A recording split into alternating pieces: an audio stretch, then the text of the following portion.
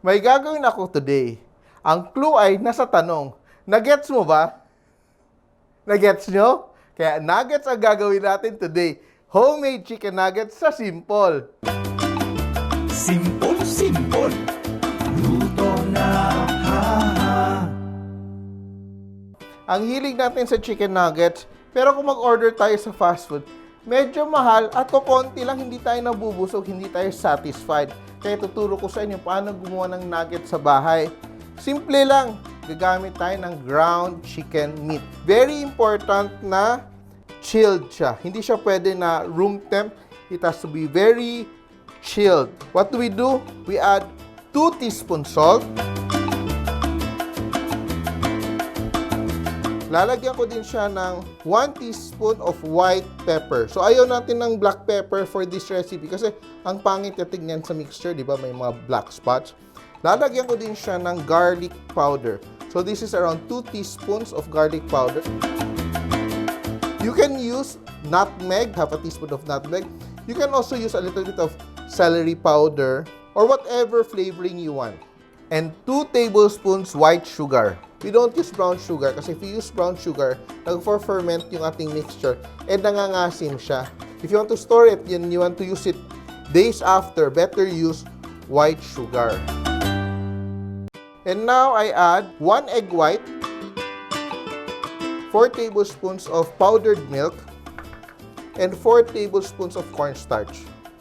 Or if you have potato starch, better. So we just combine everything.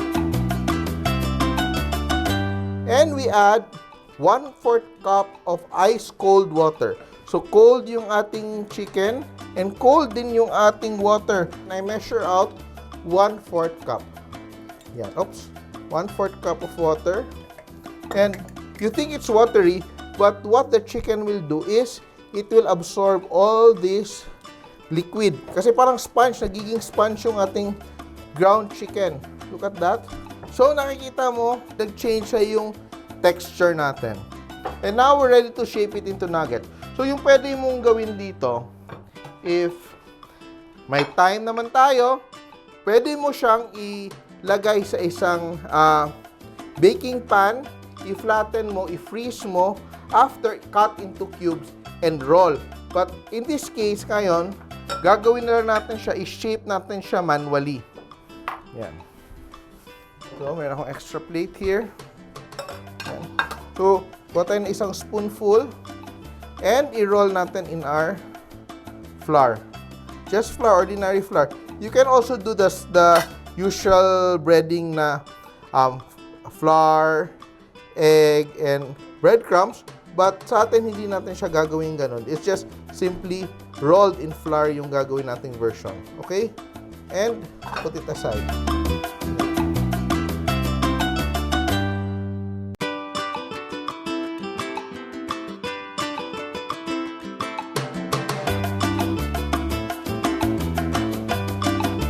And tapos na yung ating nuggets. Look at that, no? We're able to make, ilan ba yan? Almost more than 20 pieces of our ground chicken. And now I have a pan over low heat. So, what I want to do is, gusto kong maluto yung aking nuggets. But I don't want to make it golden brown para mapakita ko sa inyo paano gawin for storing. So, yung gagawin natin, lulutuin na natin yung nuggets pero hindi natin siya i-golden brown para to cool, para ma-freeze nyo. So, in case you want to eat anytime, ready to fry na siya. Okay, game kayo dyan? So, I just drop my chicken nuggets here on my pan. It's hot, but not too hot, you see? It sizzles, pero hindi siya nagfa-fry ng todo. So, we cook it just for around 2 minutes on each side. And now, babalik rin natin yung ating chicken nuggets. Again, hindi natin bina-brown. Gusto lang natin ma-set into yung shape niya para when we store it in our freezer, hindi siya nagbe-break apart. But it has to be cooked through. But through a low temperature para hindi mag-dry out yung ating chicken nuggets. Once nakikita mo siya na firm na yung kanyang nugget, look at that, alam mo nang luto na siya. And what I do, I just turn off the fire. At saka alam mo, pag ito yung ginagawa mo, sabi, hindi mo mag-absorb ng oil to, hindi siya magiging greasy. Bakit? Because the meat has been well mixed, na-emulsify na siya. Parang may protective layer na siya na hindi siya mag-absorb ng moisture. So look at that. So ito na siya, ready to freeze. What you do here with our nuggets, we just let it drip in a paper towel. Gagawin mo lang is when you pick up a piece, you press the center. If it's firm, ibig sabihin luto na yung inyong nuggets. Yan. Look at that. Oops. Here it is, our chicken nuggets na cooled down and ready to freeze. And ngayon, kasi gumawa na tayo ng nuggets, anong kulang? Gagawa tayo ng barbecue sauce na sobrang easy din gawin. So, I just put a little bit of water here sa aking cornstarch. I make a slurry. Stir ko lang yung slurry ko. On standby yung slurry ko. And I add water. Around 1/2 cup of water. Half cup of water. I add 1/4 cup of sugar. 2 tablespoons of ketchup. You can use tomato, you can use banana ketchup, it's up to you. Mix together. I have 2 tablespoons of liquid seasoning. Yan. And I have a tablespoon of Worcestershire sauce. And a teaspoon of garlic powder. And I have a teaspoon of garlic powder. Yan. And 1 tablespoon of soy sauce. Bring it to a simmer. Now the barbecue sauce is simmering. I add a little bit of slurry. So this is around a tablespoon of starch and water. Not just diluted. I add it to thicken. Yan, nag-thicken na siya. It's very nice. Nice texture, nice consistency. I just add a little bit of, a pinch or 2 of black pepper. And a tablespoon of vegetable oil para maging glossy yung ating barbecue sauce. So, it's done. Look at that. It's very easy to do. I let that rest. And I'm ready to fry my nuggets.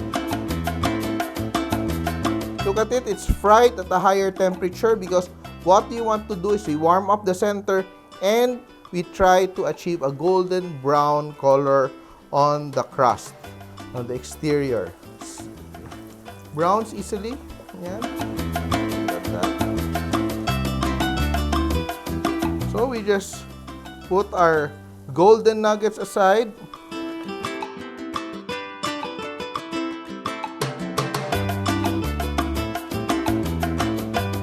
And luto na itong nuggets. Look at that. And you see, nagpa-puff up siya ng konti once you fry it in hot oil. Yan. Everything's ready now. Our barbecue sauce and our chicken nuggets. And we pour our sauce. Very nice, very rich. So ating par-fried na chicken nuggets, you can freeze of up to 2 months. So 2 months siya nasa ilalim ng freezer nyo. Gumawa na kayo ng marami. I-divide mo na sa per week magkano yung allocation mo. At hanggang 2 months hindi siya masisira. And also, after you thaw it out, maglabas ka ng konti, it will stay in your ref for 3 days. 3 days to 1 week. Kasi luto naman siya as long as it is well packed. Ngayon, titikman natin kung legit yung ginawa nating chicken nuggets. Chicken nuggets ba to o parang napisalan na chicken bola-bola? The difference is the texture. So, tingnan natin kung na-achieve natin yung texture. I-break natin yung chicken nugget. Look at that. Nakikita natin yung texture ng nuggets talaga. Yun ang hinahanap nating texture. Bouncy and very meaty. And titikman ko. It's juicy. May bite. Then nagbabounce ng konti yung texture. Hindi siya yung parang giniling lang.